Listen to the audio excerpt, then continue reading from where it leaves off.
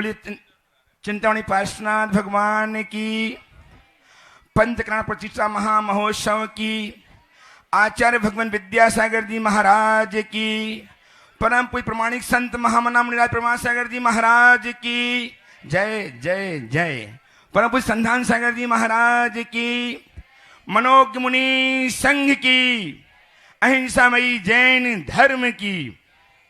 भव्यजनों, इस धर्म सभा में आज हम सब पुनः विराजित हैं अपने आराध्य गुरुदेव प्रमाण सागर जी श्रीमुख से अपनी शंकाओं के समाधान सुनने के लिए, और विराजित है अपने अपने घरों में सुदूर अवस्थित सभी वे लोग जो पारस चैनल, जनवाणी चैनल, इन प्रमाणिक ऐप के माध्यम से अपनी शंकाओं के समाधान प्राप्त करके अपने जीवन को नई दिशा, नई राह दे पाते हैं। आज मैं उन सबका और आप सबका इस मंच के माध्यम से वंदन अभिनंदन करता हुआ गुरुदेव के चरणों से संबद्ध कर रहा हूँ। गुरुदेव से हम संबद्ध हों, उसके पूर्व मैं चाहता हूँ कि गुरुदेव का आशीर्वाद छत छाया के रूप में हम पर आच्छादित हो। अतः मेरे साथ उच्चारिए नमोस्तु महाश्री, नमोस्तु महाश्री, नमोस्तु महाश्री। और अब मैं सीधे सीधे परम पूज्य संधान सागर जी महाराज के श्री चरणों में चढ़ रहा हूँ इस अपेक्षा से कि गुरुदेव हमारी शंकाओं का समाधान आप हमें करा करके हमारा जीवन उन्नति को अग्रसर करें। नमोस्तु भगवान, नमोस्तु नमोस्तु नमोस्तु। बोले परम पूज्य महामना प्रमाण सागर जी महाराज की।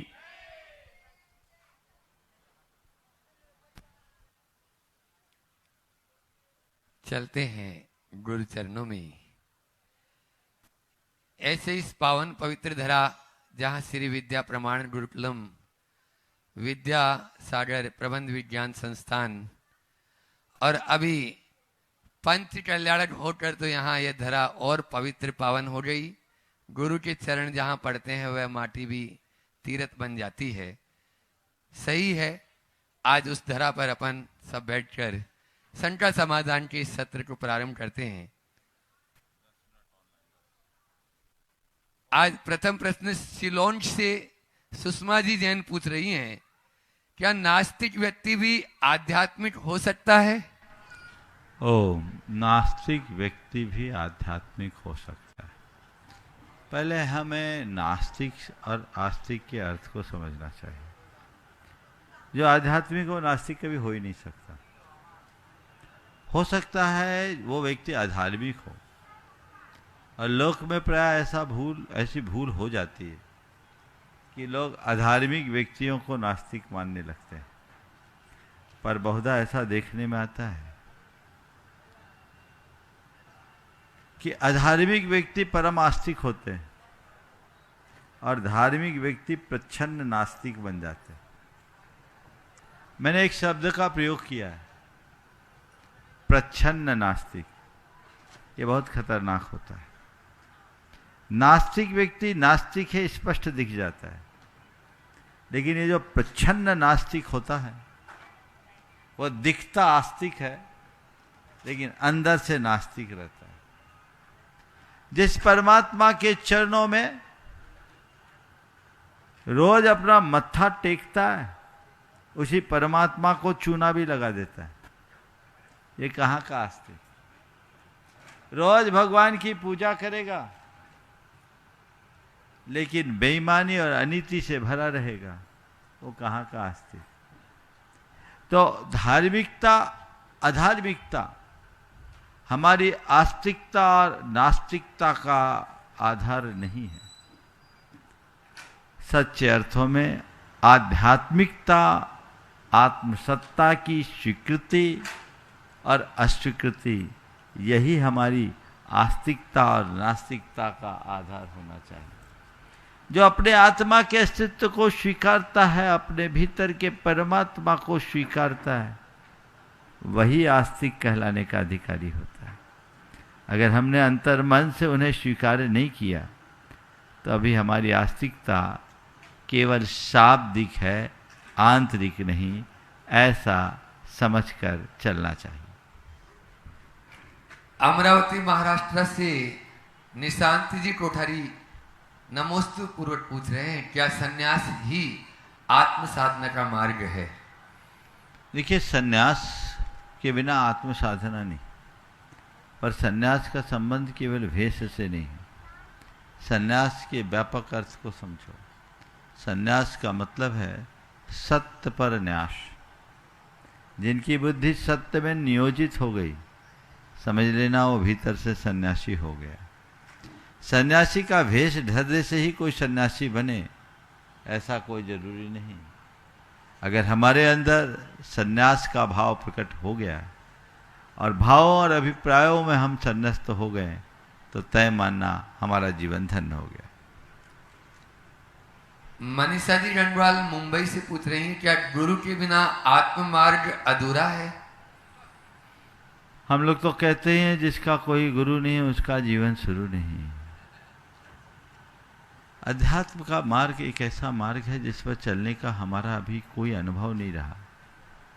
ऐसे रास्ते पर जो एकदम निर्जन दिखता हो और जिस पर चलने का कभी कोई अनुभव ना हो और अचानक चलने का प्रसंग आ जाए तो स्वाभाविक है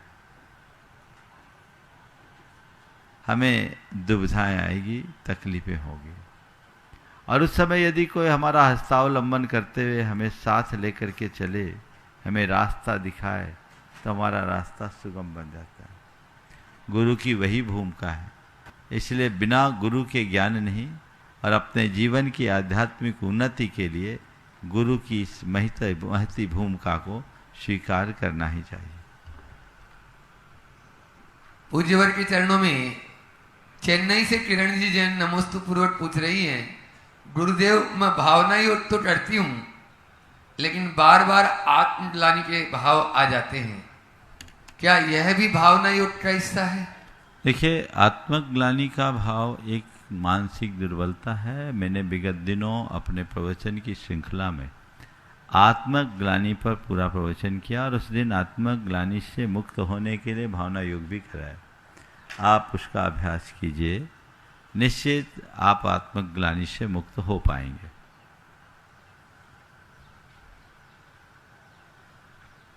पूजा जी बापना नासिक से पूछ रही हैं, क्या धार्मिक अनुष्ठानों में भाग लेना सदैव अनिवार्य है? धार्मिक अनुष्ठानों में भाग लेना अच्छी बात है पर अनिवार्य नहीं। पर जब हमें अवसर मिले तो भाग लेने में संकोच नहीं करना चाहिए। जब भी मौका मिले बढ़ चढ़ करके हिस्सा लेना चाहिए और उसकी अनुभूति का आनंद लेना चाहिए। इसका क्या आनंद है उनसे पूछो जो भाग लेके देख चुके हैं। वो एक अलग अनुभूति, एक अलग आनंद। और अभी आप लोगों ने तो, भोपाल वालों ने तो पूरा रस लिया ही है। और लोग कह रहे हैं कि महाराज जी जीवन के सर्वश्रेष्ठ पलों के रूप में ये पल बीते। ऐसे पल बीते, जीवन अच्छा बने, ये प्रयास हमें करना चाहिए। और जहाँ तक बन सके धार्मिक आयोजनों में अपनी भागीदारी सुनिश्चित करना चाहिए। पूज्यवर के चरणों में राजनांदगांव से रेखा जैन पूछ रही हैं, क्या भावनाओं का उतार चढ़ाव साधक को विचलित करता है?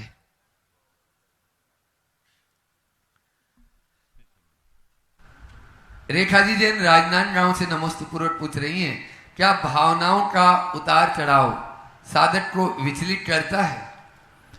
भावनाओं का उतार चढ़ाव व्यक्ति को विचलित करता है पर साधक को नहीं। साधक कौन है? जो अपनी भावनाओं को साधने में समर्थ, जो भावनाओं के बहाव में बदले नहीं, भावनाओं को बदलने की सामर्थ्य रख ले, भावनाओं से लड़े नहीं, भावनाओं को मोड़ने में समर्थ हो जाए। सच्चे अर्थों में केवल शारीरिक कष्टों को सहने का नाम साधना नहीं है। भावनाओं को साधने का अभ्यास ही साधना है। जिसकी चेतना जागती है वह अपनी भावनाओं को साधने में समर्थ हो जाता है।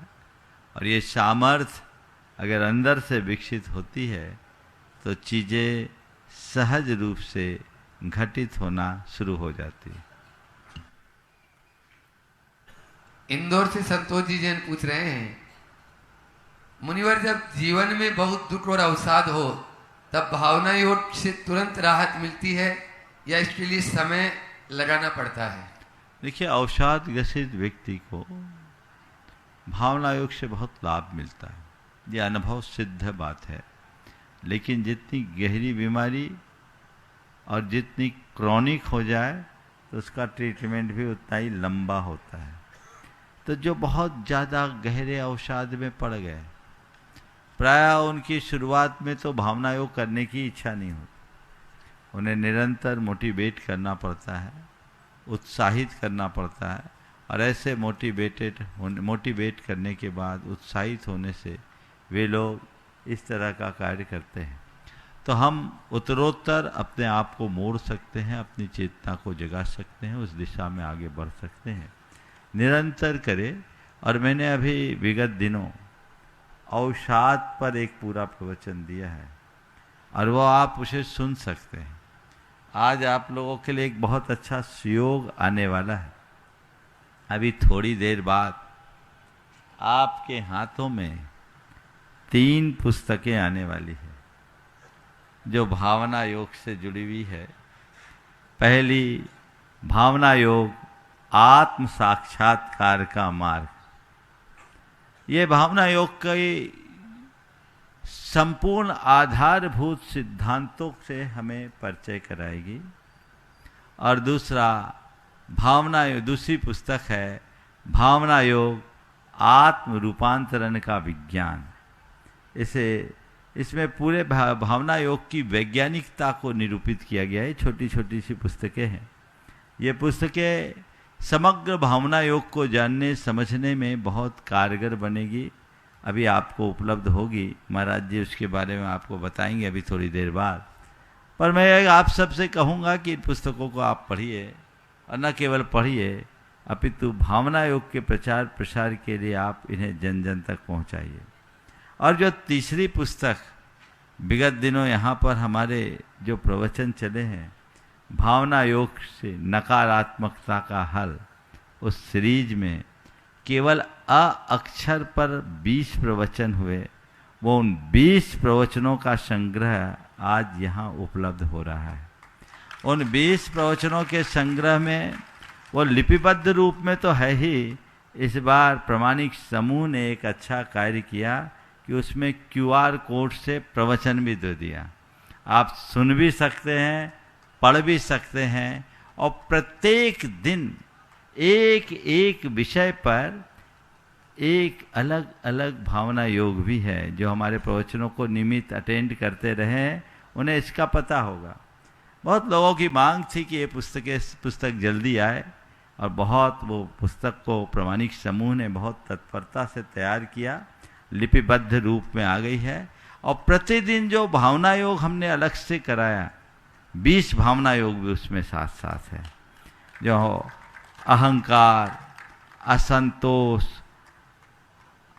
असहिष्णुता, अविश्वास, अधीरता, अवसाद और अनिर्णय आदि आदि है। मुझे तो बताओ, एक बार बता दो। अहंकार, असंतोष, अविश्वास, अवसाद, असहनशीलता, अधीरता, अनिर्णय, अकर्मण्यता, अस्थिरता,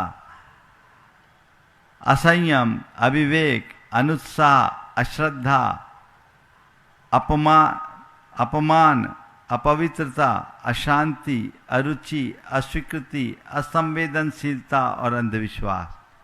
ये पूरे के पूरे 20 अक्षर से होने वाले नकारात्मक शब्द हैं जो हमारी भावनात्मक दुर्बलता के द्योतक हैं। और वह पुस्तक आज आप सबको उपलब्ध होने जा रही है, ये आप लाभ ले सकते हैं। और इसके तुरंत बाद कुछ ही दिनों में अक्षर पर 15 शब्दों पर हमने व्याख्यान दिए हैं। वो 15 प्रवचन भी यहाँ संपन्न हो गए, एक बाकी है, और वह पुस्तक भी लगभग तैयार है। मुझे लगता है बहुत जल्दी वह भी उपलब्ध हो जाएगी। और ये एक संयोग यहाँ पर बना है कि हमने तय किया है अ से लेकर ह तक के प्रत्येक अक्षरों में से जितनी भी नकारात्मक वृत्तियाँ हैं उनकी विवेचना करके उनका सकारात्मक समाधान प्राप्त हो सके। तो ये तीनों पुस्तकें आज आप लोगों को उपलब्ध हो रही है। आप इन्हें खुद पढ़ें, औरों को पढ़ने के लिए प्रेरित करें। ये आपके जीवन के रूपांतरण का आधार बनेगी। इसलिए ये बात जो अभी मैंने आपसे की, आप अवसाद की बात करते हैं, उस अवसाद के प्रवचन को बार बार सुने। इसमें पूरे मनोविज्ञान को हमने साथ में रखा है, जो जैन मनोविज्ञान है। उसे हम किस तरीके से अपने जीवन में आत्मसात करके जीवन व्यवहार में परिवर्तन ला सकते हैं, ये कोशिश और प्रयास सबको करना चाहिए, जो हमारे जीवन की एक अप्रतिम उपलब्धि बनेगी।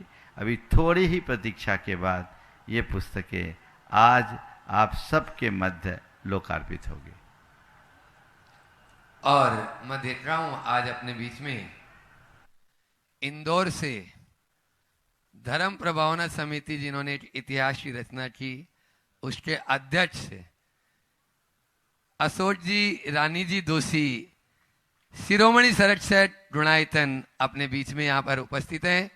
और वो अकेले ही नहीं, क्योंकि जो गुरु ने जो जिम्मेदारियां दी और उनके कंधों पर, पूरी टीम के कंधों पर, नवरत्नों के कंधों पर जो भार सौंपा है, उसे वो आगे क्रियान्वयन भी करने हैं। ऐसा नहीं है, आगे और बढ़ते जा रहे हैं। वो तो चाहते ही है कि चातुर्मास फिर से अगला अब इंदौर में हो जाए, बार बार निवेदन भी कर रहे हैं, उनकी भावना है। लेकिन देखो अभी तो चातुर्मास क्या होगा। अभी अपने बीच में आज अशोक जी रानी जी दोषी, जोरदार तालियों से स्वागत अभिनंदन करें। और इनके साथ में इनका सम्मान के लिए मैं आमंत्रित कर रहा हूं यहाँ पर विनीत जी गोदा और अनुभव जी सराफ, वे आ जाएं और इनका सम्मान करेंगे। महिला सम्मान के लिए कीर्ति जी, सौदर इंद्राणी जी यहाँ पर उपस्थित है। निमिता जी आ जाएं, नमिता जी अपने बीच में, कुबेत भोपाल से, और प्रशांत जी सेज यूनिवर्सिटी भी, उनका स्वागत करें आप लोग जोरदार तालियों से बंधुओं,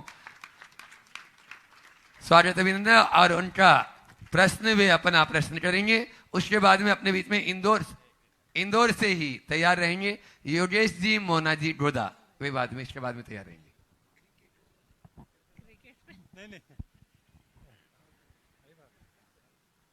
माइक वहां तक पहुंचा दें।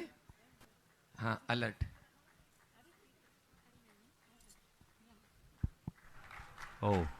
मुनि संघ के चरणों में सशत वंदन।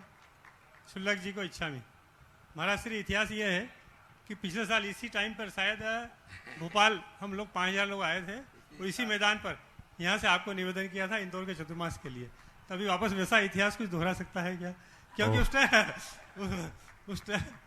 ये प्रश्न ये, लेकिन ये निवेदन है महाराज श्री, क्योंकि उस टाइम तो हमारे पास जगह नहीं थी। लेकिन आज हमें महेश जी शर्मा मेरे साथ है, कन्हैयालाल जी मेहता है, इन लोगों ने प्रयास करके गुणायतन परिवार इंदौर को एक जगह भी काफ़ी बड़ी उपलब्ध करवाई है, जो कि मोहता भवन में जो चतुर्मास हुआ था उससे भी ये काफ़ी बड़ी जगह है। तो उसकी शुद्धिकरण भी आपके हाथों ही होना है, भूमि पूजन भी आपके हाथों होता है। इसलिए इंदौर समाज की ओर से आपसे पुनः निवेदन है कि पुनः आप भोपाल के बाद इंदौर पधारे। पहले भी भोपाल के बाद ही इंदौर गए थे, ऐसा इतिहास बना हुआ है। तो वैसा का वैसा ही है। लेकिन अब पिछले टाइम पे काफ़ी लोग आए थे, अभी आप कहेंगे तो वापस 5000 या 10,000 लोग आ जाएंगे, वो प्रॉब्लम नहीं है वैसे। सवाल महाराज श्री ये है, एक तो महाराज श्री एक थोड़ी सी जिज्ञासा ये है, कुछ लोग संकेत की भाषा समझते हैं और कुछ लोग उपदेश की भाषा समझते हैं, कुछ लोग आदेश की भाषा समझते हैं। लेकिन आप जो ये ओम ओम करते हैं वो कौन सी भाषा है? ये प्रश्न नहीं महाराज श्री, तो एक छोटा सा निवेदन है, क्योंकि आप बार बार ओम करते हैं तो ऐसा लगता है कि चुप हो जाओ, यही संकेत है या और कुछ है उसके अंदर?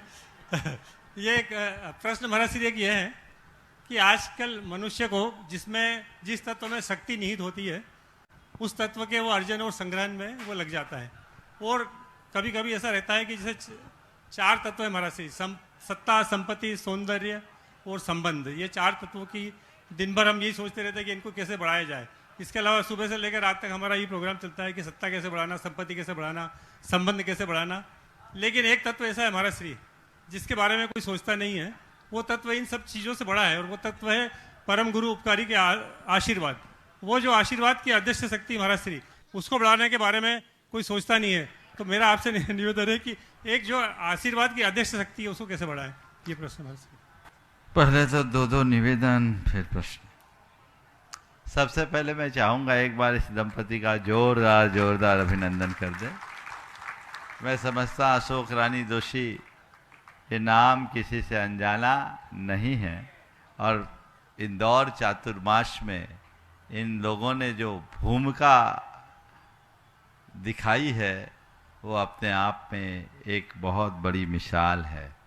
और आज भी ये एक बहुत अच्छे कार्य की सूचना लेकर मेरे पास आए और ये कह रहे थे कि महाराज जी हमने तय कर लिया था कि जब तक कुछ निर्णायक न हो हम आपके पास नहीं जाएंगे, शायद इसीलिए इतने दिन से गोल थे।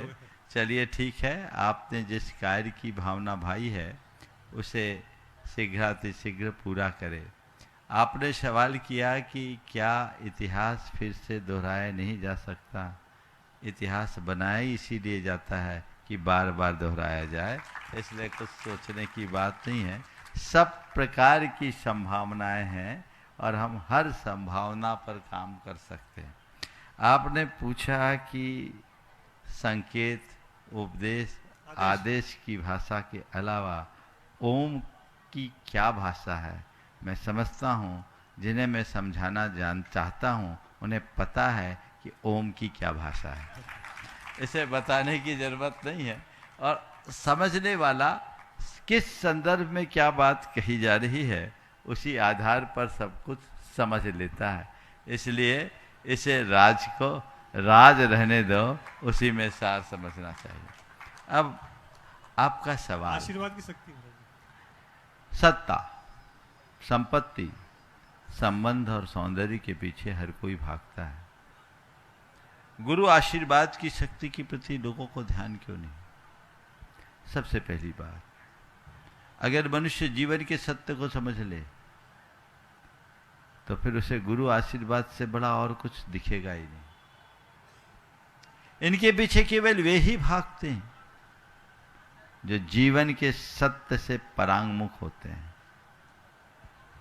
हम जीवन के सत्य को जाने, सत्य को समझे, और गुरु कृपा से हमें मिलता क्या है, उसी सत्य का बोध। तो आप लोग रोज बोलते हैं, हे गुरुवर शाश्वत सुख दर्शक, यह नग्न स्वरूप तुम्हारा है, जग की नश्वरता का सच्चा दिग्दर्श कराने वाला। बस गुरु की सन्निधि से सत्य का पाठ पा लिया तो तुमने बहुत बड़ा आशीर्वाद पा लिया। और जिसने इस सत्य को जाना है, समझा है, उसे बताने की जरूरत नहीं कि गुरु आशीर्वाद की शक्ति क्या होती है, वो सतत महसूस करता है। बहुत बहुत आशीर्वाद। और अब गुणायतन ट्रस्टी योगेश जी मोना जी गोदा, वे भी अहरनिश गुरु सेवा में हमेशा लगे रहते हैं। एक बार जोरदार तालियों स्वागत उनके साथ में। पद्मा जी जैन जो गुणायतन ट्रस्टी हैं वे भी साथ में रहेंगी। और उनके सम्मान के लिए मैं आवाज दे रहा हूं नीलेश जी जैन, नरेंद्र जी टोंडिया और राजेश जी मड़वैया। अच्छा, राजू भाई यहाँ पर उपस्थित है? हाँ, है ना? हेलो, स्पेशली आ जाओ राजू भाई, आ जाओ ऊपर। एक बार जोरदार ताली बजा दीजिए बंधुआ। ये राजू भाई नहीं, पूरी जैसे अभी अशोक जी दोषी हैं ऐसे ही ये लोग एक एक चेहरे ही पूरी टीम है। ये इनके साथ में और भी कंधे लगे हुए हैं। ऐसे राजू भाई भी सम्मान में इस श्रृंखला में शामिल होंगे और वे सम्मान करेंगे।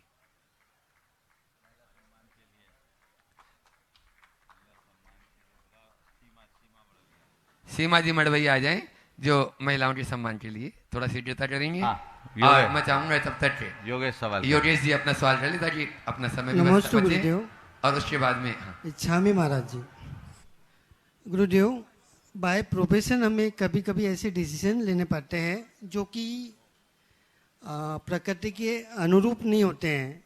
जैसे कोई साइट होती है जहाँ पे बहुत बड़े बड़े पेड़ होते हैं जिन्हें तोड़ा जाता है, तो उसका दोष हमें लगता है। और उसके लिए हमें क्या करना चाहिए? ट्रांसप्लांट नहीं हो पाता है कभी कभी, हमारे इतने अच्छे साधन नहीं है। देखो, कहीं भी आप कोई भी कार्य करते हैं ये तो आरंभ तो है। और आरंभजन हिंसा के भागीदारी तो वो सब बनते हैं जिनका किसी न किसी रूप में कृतकार्यता अनुमोदन से होता है। और हर व्यवसाय में किसी न किसी प्रकार से हीनाधिक मात्रा में इस तरह का आरंभ हो ही जाता है। हमें यथासंभव सावधानी रखनी चाहिए। और आज के समय में वृक्षों के लिए तो बहुत उन्नत तकनीक प्रकट हो गई। ये दुर्भाग्य है कि भारत में अभी वह उस तरीके से पूरी तरह क्रियान्वित नहीं। सभी भारत के संवेदनशील गंभीर बुद्धिजीवियों को ये चाहिए कि वे इसके लिए सतत प्रयत्न करें और उस तकनीक को जो विदेशों में अभी बहुत अच्छे से चल रही है, भारत के भी कुछ राज्यों में, कुछ महानगरों में उसे लाए, ताकि वृक्षों को स्थानांतरित किया जा सके, उन्हें वापस सरसब्ज किया जा सके। क्योंकि आपको किसी भी भूखंड का विस्तार करना है तो ये चीज़ें करनी तो पड़ती है, पर यह अनपेक्षित पाप से बचा जा सकता है, भले उसमें खर्च लगे। हम उस उन्नत तकनीक से युक्त लोगों को बुलाएं, क्योंकि जिस तरीके से लोग करते हैं उसमें सर्वाइव होने की संभावनाएं बहुत कम रहती है, लेकिन सही तकनीक से करें तो वो बहुत अच्छे से सर्वाइव हो सकता है। मैं इंदौर और भोपाल के लोगों को कहूँगा, इंदौर और भोपाल छोटा शहर नहीं है, ये दोनों बड़ा शहर है। इसके लिए आप लोग प्रयास करें, लिखा पढ़ी करें शासन प्रशासन के स्तर पर। आज सुबोध भाई भी कह रहे थे, नगर निगम के अधिकारी होने के नाते उनको, सामने आ जा भाई एक बार, नगर निगम के अधिकारी होने के कारण उनके सामने ये व्यथा हमेशा रहती। लेकिन मैं ये कहता, तुम चाहो तो उसी नगर निगम को आगे लाकर बहुत कुछ कर सकते हो। और यदि ऐसा कार्य हो गया तो इस पूरी प्रकृति के संरक्षण में एक बहुत अच्छा उदाहरण प्रस्तुत हो सकता है। प्रयास करें, सारे देश के लोग इस दिशा में प्रयास करें, ताकि हम प्रकृति को भी संरक्षित कर सकें और अपेक्षित विकास भी कर सकें। नमस्ते गुरुदेव। एक बार जोरदार ताली बजा दीजिए हमारे योगेश भाई के लिए। और उसके बाद मैं आवाज दे रहा हूँ जिनकी बात अभी अशोक जी दोषी और पूज्य महाराज श्री जी ने की, ऐसे महेश जी शर्मा और साथ में कन्हैयालाल जी मेहता इंदौर से आए हैं, जिन्होंने सोचा कि बालकों के लिए कुछ नया इतिहास की रचना होने जा रही है और मैं उसमें अपना हाथ बढ़ा दूं तो अच्छा रहे। ऐसे अपने बीच में महेश जी शर्मा और कन्हैयालाल जी मेहता यहाँ पर उपस्थित हैं, वे आ जाएं और हाँ, गुरु चरणों में नमोस्तु पूर्वक वे नमन पूर्वक आशीर्वाद प्राप्त करें। और अजय जी जैन को, रोहित जी सुगंधीलाल और सुबोध जी नगर निगम और सुमन कांत जी अध्यक्ष समन्वय आ जाएं, वे उनका सम्मान करेंगे। आप लोग जोरदार तालियों से उनका सम्मान करें। तालियों में कंजूसी क्यों कर रहे हो? आप लोगों से कुछ लिया नहीं जा रहा, अनुमोदना में आप लोगों को भी पुण्य लगेगा। और मैं चाहूंगा यदि महेश जी शर्मा और कन्हैयालाल जी मेहता गुरु चरणों में अपनी कुछ भावना या प्रश्न करना चाहें तो वे व्यक्त कर सकते हैं। गुरु महाराज के चरणों में सादर वंदन और यहाँ पर पधारे सभी गुरु के भक्तजनों का अभिनंदन। गुरु महाराज, मेरा प्रश्न जीवन के बारे में ये है कि कई बार जब अपने को ऐसा लगता है कि अपने कार्य सुचारू रूप से होने वाले हैं और अचानक ही पता चलता है कि वो कार्य नहीं हुआ तो मन दुखी होता है। उस दुख को समाप्त करने का क्या है? क्योंकि कई समय तक वो चिंता चलती रहती है, लंबे समय तक। देखिए, दुविधा सबके सामने, और इससे बचने का एक ही मार्ग, वह है जीवन के सत्य को स्वीकारना। अपने मन में ये बात गहरे स्तर पर बिठा लीजिए कि कार्य हमारे सोचे अनुसार नहीं होता, वो संयोगों के अनुसार होता है।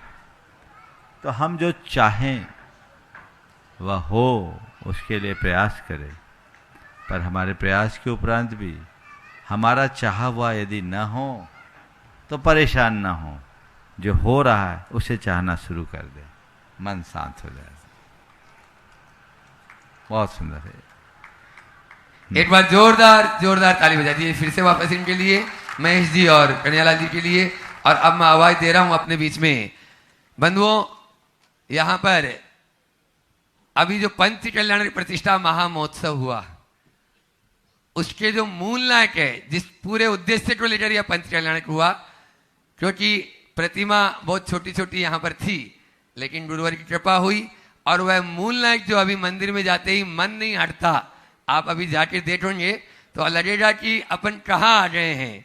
इस प्रकार से वह मूल नायक प्रतिमा जो सबको अपनी ओर आकर्षित कर रही है, पारसनाथ भगवान की वह प्रतिमा जिन्होंने यहाँ पुण्यार्जक बनने का सौभाग्य प्राप्त किया, आज अपने बीच में महावीर जी मित्तल, राजेंद्र जी जैन, यहाँ पर गोपाल जी, पूरे परिवार के साथ में अंजू दीदी, गुड़गांव का ये पूरा परिवार है। एक बार जोरदार जोरदार ताली बजा दीजिए। और मैं चाहूंगा इनके सम्मान के लिए अपने बीच में इस अनुष्ठान के सौधर्म इंद्र भी यहाँ पर उपस्थित हैं, आशीष जी, नमिता जी, वे भी आ जाएं और उनका सम्मान करेंगे। और साथ में रहेंगे नरेंद्र जी पिंडरई और महावीर जी सिंगई, गुणायतन ट्रस्टी, वहीं पे कर लें और एक प्रश्न भी कर लेंगे।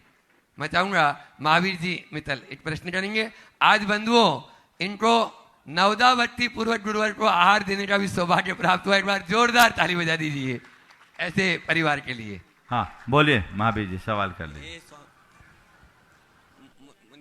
नमस्ते महाराज जी, नमस्ते महाराज जी। महाराज जी मेरा प्रश्न है कि जब भी मैं आपके लिए, आपके दर्शन के लिए आता हूँ तो कोई न कोई विघ्न बाधा उत्पन्न हो जाती है मेरे, तो वो क्यों होती है महाराज जी? देखो, अच्छे कार्य तो सहजता से मिलते नहीं, और सहजता से मिलने लगे तो उसका मजा नहीं होता।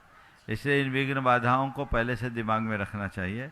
आने में विघ्न बाधा होते फिर भी आ जाते हो ना, बस इस बात का फक्र बना और भावना भाव कि अब की बार कितने भी विघ्न आए हमारा रास्ता न टूटे, ये प्रयास करना चाहिए। बंधुओं, एक बार इस परिवार का जोरदार जोरदार अभिनंदन कर दें। ये बहुत ही धार्मिक और भावनाओं से भरा हुआ परिवार है, और मैं इन्होंने आज जिस उदारता का परिचय दिया, जो लाभ लिया, बहुत अनुकरणीय है, बहुत बहुत आशीर्वाद है। चलो नमस्ते महाराज जी, नमस्ते हाँ, महाराज एक जी, प्रश्न उठाएंगे, नमस्ते उसके बाद में महाराज जी। सौधर्म इंद्राणी तैयार रहेंगी।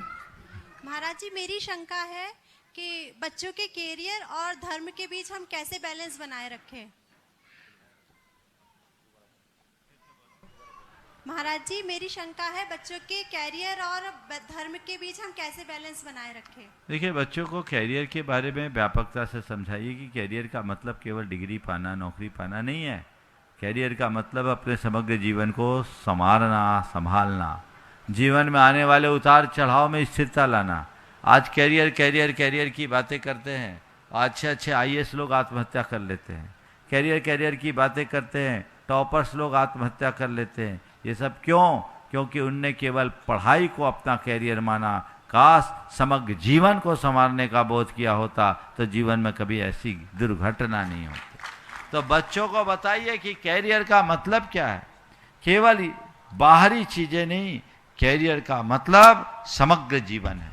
जीवन को समग्रता से जाने, समग्रता से पहचाने और समग्रता से संवारे, तब कैरियर का कोई मतलब होगा। बच्चों को जब आप इस तरीके से समझाएंगे तो बच्चों में बदलाव आएगा। उन्हें ये बताओ कि जब तक जीवन में धार्मिकता और आध्यात्मिकता नहीं आती, स्थिरता या स्टेबिलिटी भी नहीं आ सकती। समझ गए? इसलिए स्पिरिचुअलिटी से जुड़ो। सेल्फ ग्रोथ का ये आधार है। आप स्पिरिचुअलिटी को अपने सेल्फ ग्रोथ का आधार बना सकते हो, आगे बढ़ाओ उन्हें। जब हम तार्किक तरीके से, मनोवैज्ञानिक ढंग से समझाते हैं तो वो हमारे जीवन को बेहतर बना सकता है और अच्छा हो सकता है। हाँ, नमस्ते गुरुदेव। एक ही बस बोलो। एक हाँ, कर लो, जल्दी कर लो। आज महाराज मेरा प्रश्न है कि हम नित्य क्रिया में हम कई बार धर्म कार्य करते हैं, परंतु सांसारिक बाधाओं के आ जाने से वो नित्य नियम टूट जाते हैं हमारे, तो क्या वो वापस से रेगुलर करें तो वो उसी क्रम में चले जाते हैं? देखो, पहले बात तो कोई भी हमारे नित्य के कर्म हैं उन्हें खंडित मत करो। कदाचित खंडित हो जाए तो हताश मत हो। भगवान के पास जाओ, अपनी निंदा करो, ग्रह करो, भगवान से क्षमा याचना करो कि हमने ये जो कृत्य किया हमें इसका अफसोस है। भगवान, मैं संकल्प लेता हूँ कि अब इसकी पुनरावृत्ति नहीं करूँगा। और ईमानदारी से ऐसी प्रार्थना करो कि अब दोबारा मुझे ऐसा न करना पड़े, और हम उसकी पुनरावृत्ति से बचेंगे। यदि ये संकल्प आप बार बार दोहराओगे तो जीवन में बहुत बड़ा बदलाव घटित होगा और वो जीवन को एक नई अनुभूति देगा। नमस्ते गुरुदेव, नमस्ते। कुबेर से जो सौदर्मेंद्र बने हैं, ऐसे आशीष जी, नमिता जी, वे अपना प्रश्न जल्दी से करें। खंडवा, भोपाल यहाँ भी रहते हैं। और डॉक्टर श्रेयांशी जैन जम्मू कश्मीर से अपने बीच में हैं, वे अपना प्रश्न यहाँ पर करेंगे। महाराज श्री नमोस्तु। सभी क्षुल्लक जी को इच्छामी। महाराज श्री, आपके मोक्ष कल्याण के उद्घोषण में आपने बताया था कि भगवान अलग अलग श्रेणी में आरोहण करके मोक्ष को प्राप्त हुए, तो इसका अर्थ क्या है?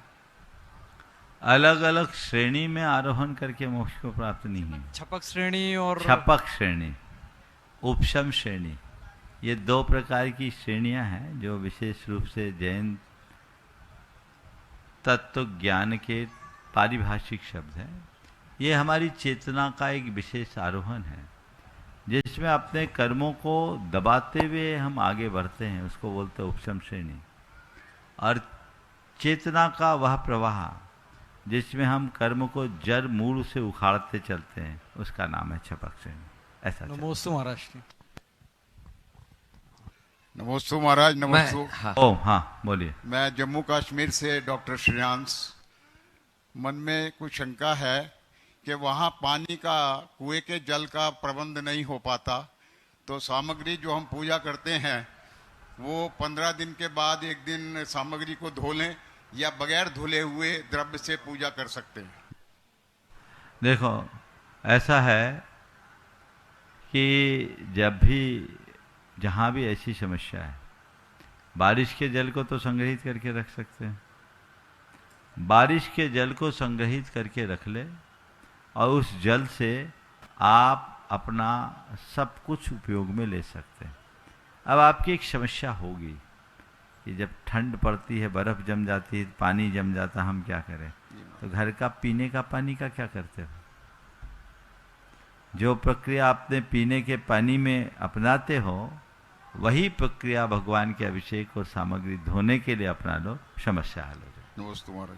और बंधुओं, जिसका बेसब्री से इंतजार सबको था और हमने कई बार घोषणाएं की, कई लोगों का मैसेज भी आया इन लोगों के पास में कि वो पुस्तक कब आएगी, जिसके बारे में महाराज जी बताते हैं आएगी आएगी। हम भी देख रहे थे कितने दिन में आएगी। महाराज जी कई बार बोला कि महाराज जी अब तो, बोले अभी रुको तो रुको, लेकिन जब निमित्त होता है तब अपना आप ये सारे कार्य सहज हो जाते हैं। और आज वह इंतजार की घड़ियां समाप्त हुई और आज आपके सामने एक नहीं, दो नहीं, 3 पुस्तकें एक साथ आपके सामने आ रही है भावना योग के। जो सबसे पहले भावना योग आत्म साक्षात्कार का मार्ग, यह पुस्तक आपके सामने अभी विमोचन होना है। और दूसरी पुस्तक है भावना योग जीवन रूपांतरण का, आत्म रूपांतरण का विज्ञान। और तीसरी पुस्तक है भावना योग नकारात्मकता का हल। ये तीनों पुस्तक जब प्रातःकाल ऐसे ही आया तो भैया कौन इनको उपलब्ध कराए जो सबके हाथों में पहुंच जाए। और हम इधर से जा रहे थे तो खुद ही पीछे पीछे आ गए। और वो ऐसे थे, अपने गुणायतन के शिरोमणि संरक्षक भी है श्रीमती सविता जी, पुष्पेंद्र जी बांदा, जोरदार ताली बजा दी। तीनों पुस्तक का विमोचन का श्रेय उन्होंने अपने ऊपर ले लिया और सब तक उपलब्ध कराने का यह भाव भी जताया। श्रीमती अमिता जी, अंकित जी, मनस्वी, नैवेद्य, गुनगुन और आनंद जी सराफ, एक बार इस पूरे परिवार के लिए जोरदार ताली बजाइए। मैं चाहूंगा यहाँ से पुस्तकें ले लें और साथ में जिन्होंने इतने अल्प समय में ये पुस्तकें यहाँ पर उपलब्ध करा दी वे, और आज ही नहीं, जब से हम देख रहे हैं, हम तो हाँ जब से हम देख रहे हैं, चाहे कोई सी भी पुस्तक हो, निर्जंत फाउंडेशन प्रकाशक जो है उसके विकास जी गोदा और अनुभव जी सराफ अपने बीच में, और अजय जी जैन को यहाँ पर उपस्थित है, वे भी आ जाएं। विकास ने बहुत मेहनत की है, बहुत मेहनत की है। आप लोग जोरदार ताली विकास भाई के लिए भी, रात दिन कर दिए। और ये निर्जन फाउंडेशन 30 सालों से पुस्तक का प्रकाशन कर रहा है। लेकिन महाराज जी जैसा विकास भैया लगे हैं, ऐसे ही अनुभव जी और अजय जी को भी मैं चाहूंगा, वे भी विकास के लिए रात दिन इन्हें सारे जिम्मेदारी विकास को ट्रांसफर कर दी। हाँ, विनीत जी गोदा अध्यक्ष से श्री विद्या प्रमाण गुरुकुलम, और प्रशांत जी सेज परिवार, सेज यूनिवर्सिटी कुलपति, और साथ में ही नरेंद्र जी टोंगिया जो अभी सारे कार्य आप लोगों के सामने देख ही रहे हैं, बहुत अच्छे से संभाल रहे हैं। नरेंद्र जी टोंगिया भी आ जाएं, और अशोक रानी जी दोषी भी इस विमोचन की बेला में यहाँ पर शामिल हो जाएं। एक एक पुस्तक, हाँ, दे दे, ये और ले लो, ये लो विकास।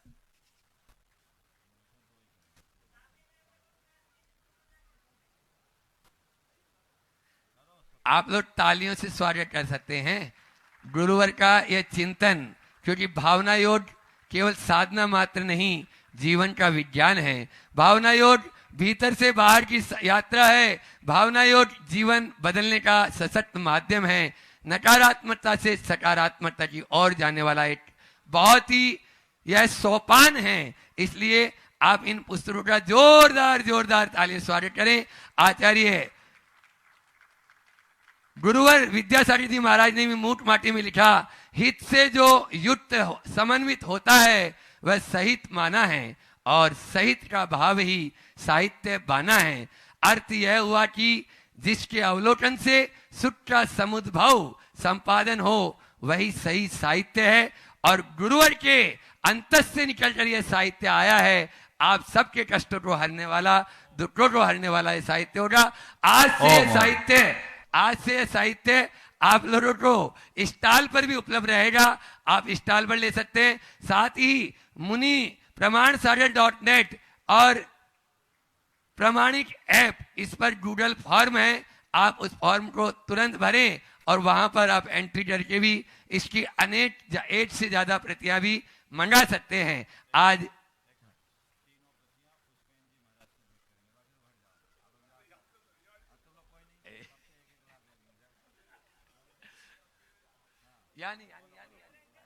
पुष्पेन जी, सविता जी, पुष्पेन जी और उनकी बिटिया अमिता जी यहाँ पर आ जाएं, और वे तीनों एक पुस्तक, और आज पूरे विमोचक के पुण्यार्जक बने हैं।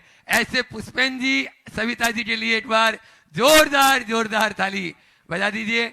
और इस पूरे कार्य को जो संभालते हैं हमारे विक्की भाई, विवेक भाई, वे आ जाएंगे और अपने हाथों से उनको पूरा महाराज श्री जी की 4 बातें 14 भागों में 16 पुस्तकों के रूप में वह पूरा सेट इनको अभी अपने हाथ से दे देंगे। और इसी क्रम में मैं नरेंद्र जी पिंडरई, उन्होंने भी अभी पंच कल्याणक में 5 दिन लगातार उन्होंने यह पुण्यार्जन प्राप्त कर लिया, और उनको भी यहाँ से वह 4 बातें 14 भागों में 16 पुस्तकों के रूप में, विक्की भाई एक पुस्तकें तो यहाँ ले ले, और बाकी पूरा सेट विक्की भाई उपलब्ध करा देगा। और इसी क्रम में नरेंद्र जी टोंगिया, उन्होंने भी प्रथम दिन पुण्यार्जक बनने का सौभाग्य प्राप्त किया था, वे भी आ जाएं। और पूज्य महाराज श्री जी के हाथ से आज जो नई पुस्तक विमोचित हुई है, वह नरेंद्र जी टोंगिया भी अपने गुरुवर के हाथ से यह पुस्तक ग्रहण करेंगे। आप लोग जोरदार ताली इनके लिए बजा दीजिए।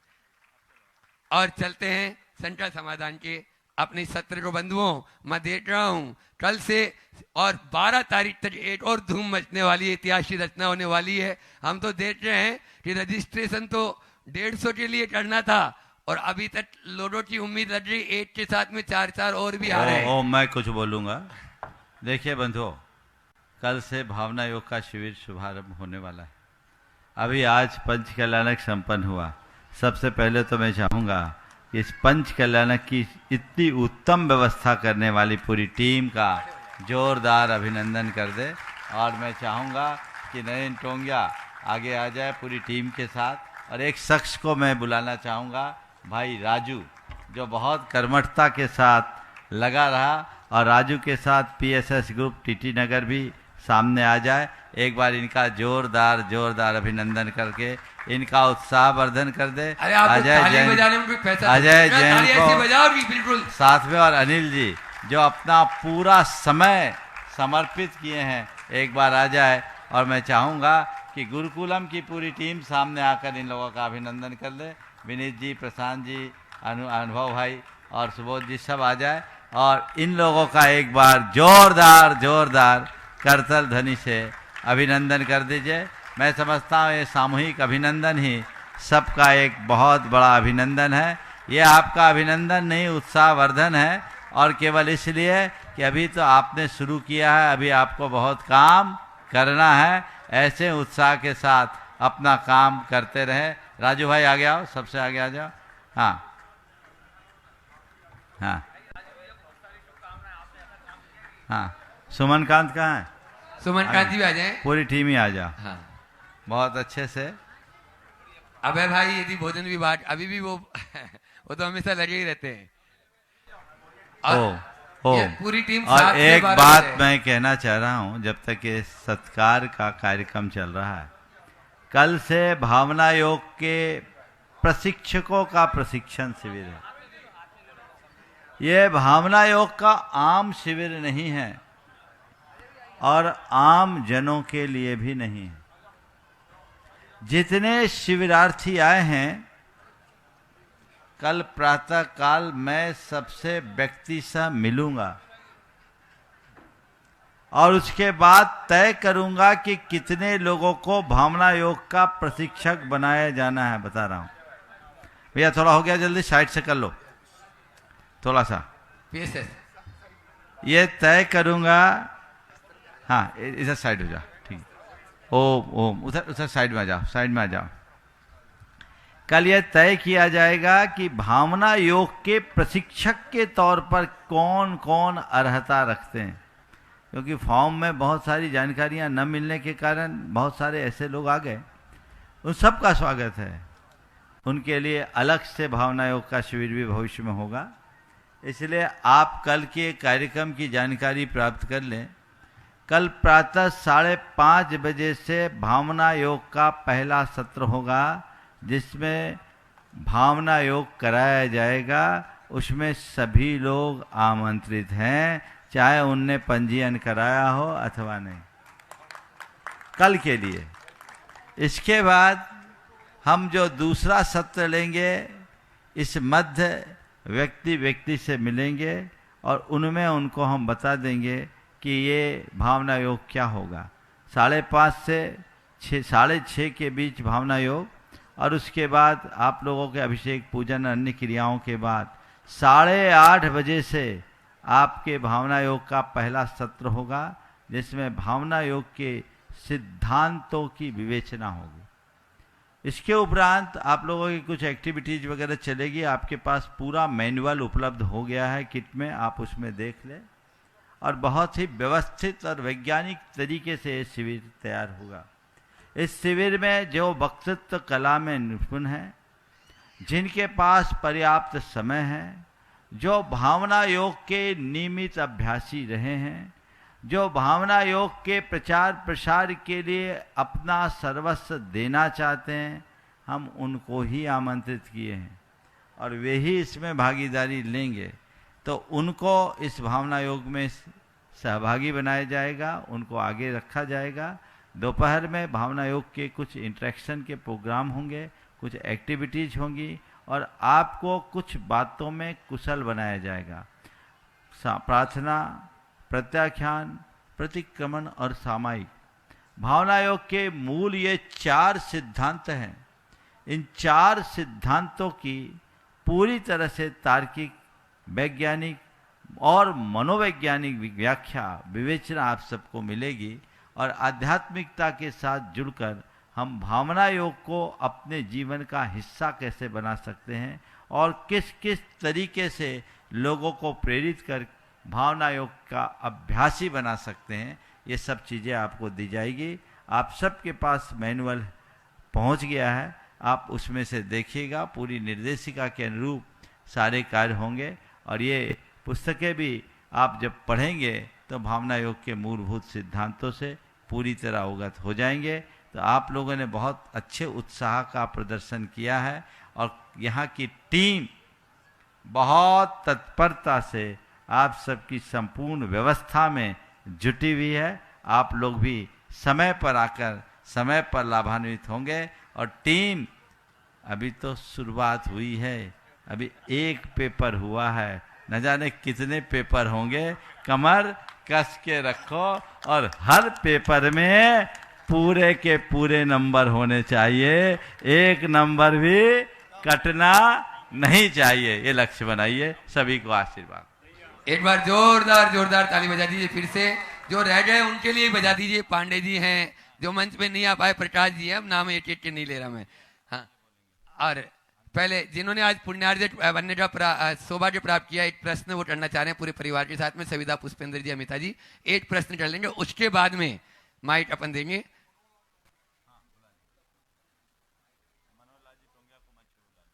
मनोहर जी टोंजिया साहब, पिताजी जो हैं अपने नरेंद्र जी टोंजिया के, वे मंच पर आ जाएं धीरे धीरे उस तरफ से।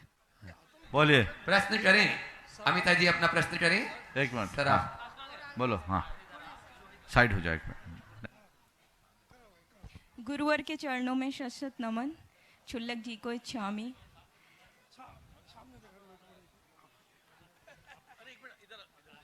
महाराज जी, मैं ये जानना चाहूंगी कि आत्म साक्षात्कार का ज्ञान और आत्म रूपांतरण के विज्ञान को संक्षेप में थोड़े से। एक बार किताब पढ़ लो तो अपने आप पता लग जाएगा, है ना।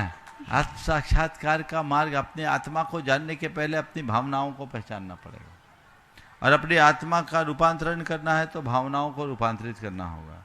इस दोनों पुस्तकों में भावनाओं का विज्ञान मिलेगा, भावनाओं को जानने का अवसर मिलेगा जो आत्मा को रूपांतरित करेगा। ओम बोला। नमस्ते। अपने बीच में बंधु नरेंद्र जी टोंजिया, नरेंद्र जी टोंजिया अपनी बात कहें, और अपने बीच में उनका नाम तो मैं बोल ही देता हूँ, ब्रह्मचारी अरुण भैया जी आ जाइए। पूरी टीम तपोवन उज्जैन से अपने बीच में यहाँ पर एक बार जोरदार तालियों से बजा दी। समय मिलेगा तो उनको प्रश्न के लिए बुलाएंगे, आप अपनी बात करें। महाराज जी, समय तो मुझे चाहिए। महाराज जी नमस्तु नमस्तु नमस्तु नमस्तु। महाराज जी, आपने हम पे विश्वास किया और हमने उस विश्वास को करने की कोशिश की। महाराज जी, पूरी टीम ने हमारे बहुत जम के काम किया। महाराज जी, मात्र 10 दिन का समय मिला। महाराज जी, शायद ये पहला ही कोई पंच कल्याणक होगा जिसके अंदर मात्र 10 दिन के समय में इतना अच्छा विशाल पंच कल्याणक हमने किया। महाराज जी, महाराज जी देखिए तालियां बज रही है, उससे लगता है कि वास्तव में हमने एक अच्छा कार्य करने का। महाराज जी, सबसे ज्यादा अगर मैं धन्यवाद देना चाहूंगा तो यहाँ की समाज को धन्यवाद देना चाहूंगा। इतनी अच्छी सुशील समाज, अनुशासित समाज। 12-15 पंचकल्याणक मैंने भी अटेंड किए, 3-4 का अध्यक्ष भी रह चुका हूं, लेकिन ऐसी समाज तो साकेत नगर जैन समाज की भी समाज नहीं। इतना अच्छा आप वास्तव में। और जो मेरी टीम वर्क भरासी, मैं सबसे ज्यादा अगर धन्यवाद देना चाहूंगा तो अभय भैया जी का। इतना अच्छा अभय भैया जी ने। अभय भैया जी आप आइए, आगे आइए। अभय भैया जी का महाराजी, इन्होंने हमको जो एक माला में पिरो के रखा, और ऐसे ही हमारे राजू गोयल जी और हमारे महाराज और अभय भैया जी का सम्मान करेगी, हमारी टीम सम्मान करेगी। और महाराजी, पिता का आशीर्वाद, मेरे मनोहर जी टोंगिया जी का जो आशीर्वाद, और मेरी इकलौती पत्नी प्रतिभा का आशीर्वाद। महाराजी, मेरी जो टीम ने जो काम किया है, मैं मतलब महाराजी में बता नहीं सकता। महाराजी, इतना इन लोगों ने सहयोग किया है। महाराजी मैं धन्यवाद देना चाहता हूं सोनागिरी जैन मंदिर का। मैं धन्यवाद देना चाहता हूं हमारे सिद्धार्थ लेक सिटी के महावीर सिंह जी का, नरेंद्र पिंडराई जी का। मैं धन्यवाद देना चाहता हूं सन्मय नगर जी का, मैं पिपलानी जैन मंदिर जी का, मैं साकेत नगर जैन समाज का, और मेरे बहुत अच्छे जिन्होंने पूरा अकाउंट्स का काम संभाला है, ऐसे अजय जैन को जी, अनिल जी, PNB साहब का मैं धन्यवाद देना चाहता हूँ। हमारे राजू गोयल जी का, मैं अभय जी का, रवि, हमारे राकेश जी लोहाड़ी जी का, मयंक जी का, सुमन कांते जी का, और हमारे प्रतीक जी का और पूरी टीम का मैं धन्यवाद देना चाहता हूँ। महाराज जी, बहुत छोटी टीम ने इतना अच्छा काम करके दिखाया। ये पहला पंच खिलाने के जिसमें केवल हम 10-12 लोग ही थे और 10-12 लोगों ने जी महाराज। और महाराज जी, हमारे जो पीठ के पीछे जो टीम थी, जो हमारे पीठ को बिल्कुल संभाली थी, वो थी महाराज जी गुरुकुलम की टीम। बिल्कुल गुरुकुलम ने महाराज जी हमको बांध के रखा हुआ था कि हम पीछे हैं, घबराना नहीं, हम सब आपके साथ में काम करेंगे। और करते थे महाराज जी, हमको बहुत सहयोग दिया। अनुभव सराफ जी ने हमको सहयोग दिया, विनीत जी गोदा जी ने, हमारे सुबोध जी जैन साहब नगर निगम, और हमारे विकास जी गोदा, पूरी टीम ने, प्रशांत जी ने महाराज जी सब तरह से हमको मदद किया। नीलेश कहाँ है? नीलेश वो तो, और रोहित सुगंधी लाल महाराज जी, रोहित पता नहीं कहाँ है इस समय। बहुत सभी लोगों ने महाराज जी बहुत सहयोग दिया। मैं किसी का नाम लेना अगर भूल रहा हूं तो मुझे माफ कीजिएगा। पुनः आप सभी का, प्रकाश पंडित जी ने भी हमको बहुत सहयोग दिया। और महाराज जी, आपका आशीर्वाद ही तो था जो सब कुछ अच्छा हो गया। हो गया। सभी को आशीर्वाद, जिनका नाम नहीं लिया उनको ज्यादा आशीर्वाद। महाराज जी, और मैं धन्यवाद देना चाहूंगा हमारी जिनवाणी चैनल और पारस चैनल विजय का, और पूरी इनकी टीम का, और पूरे मेरे छुल्लक जी महाराज जी उनका, मेरे सिद्धांत सखा जी महाराज जी का, और मेरे अभय भैया जी और सब, और विक्की भैया जी का, सबका मैं बहुत बहुत बहुत बहुत बहुत बहुत आभार प्रकट करता हूँ। अभी पूरा हुआ नहीं है, कल से शुरुआत फिर से है। अभी उसको भी अपन को लेके चलना। आइए सिंगापुर से विवेक भैया कुछ बोलेंगे। आइए, पंचकणाक्ष आनंद संपन्न हुआ और महापात्रों ने बहुत उत्साह के साथ इस कार्यक्रम में एक महामहोत्सव का रूप प्रदान करने में सहयोग प्रदान किया। मैं उन सुधी श्रावकों को बुलाना चाहूँगा जिन्होंने मंगल कलश स्थापना करने का सौभाग्य प्राप्त किया था। सर्वप्रथम हमारे इस महानुष्ठान के सौधर्मेंद्र आशीष नमिता जी, जिन्होंने ईशान कोण में कलश स्थापित किया था। मैं सारांश भैया, रुपेश भैया चाहूँगा अपने हाथों से कलश प्रदान करें हमारे पुण्यार्जकों को। भैया लेके आना।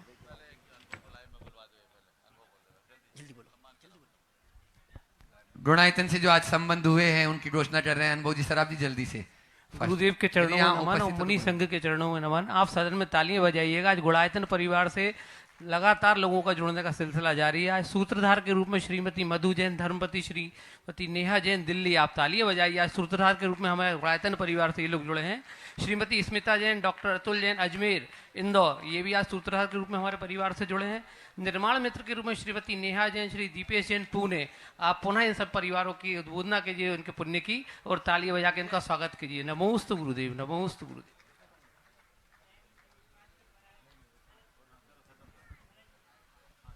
हेलो।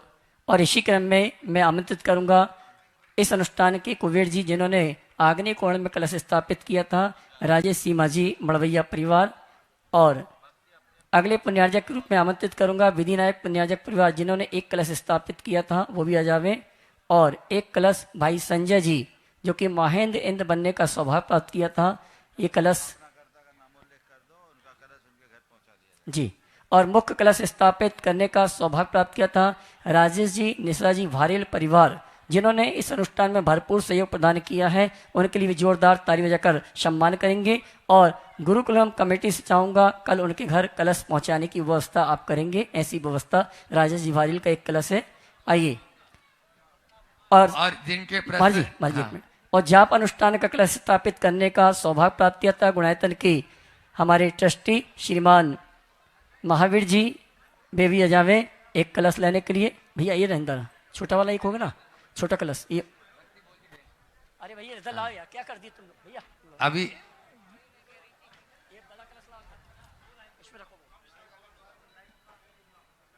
एक बार हाँ जी, एक कलश हमारे विधिनायक पुण्यार्जक परिवार, उन्होंने स्थापित करने का सौभाग्य प्राप्त किया था। उन्होंने 21 की जगह 31 भी का राशि कर दी थी। भैया रुपेश भैया। और एक कलश जाप अनुष्ठान का सौभाग्य प्राप्त किया महावीर जी सिद्धार्थ लेक सिटी। और मैं चाहूंगा अपने हाथों से गुरुवर अपने हाथों से प्रदान करें।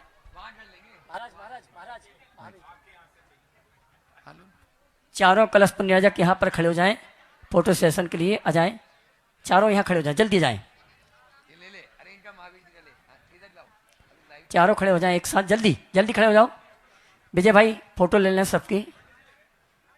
राजेश आ जाओ।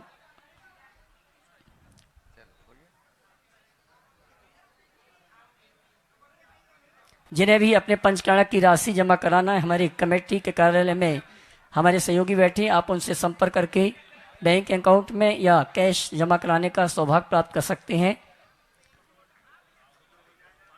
भैया फोटो ले लें सबकी एक साथ।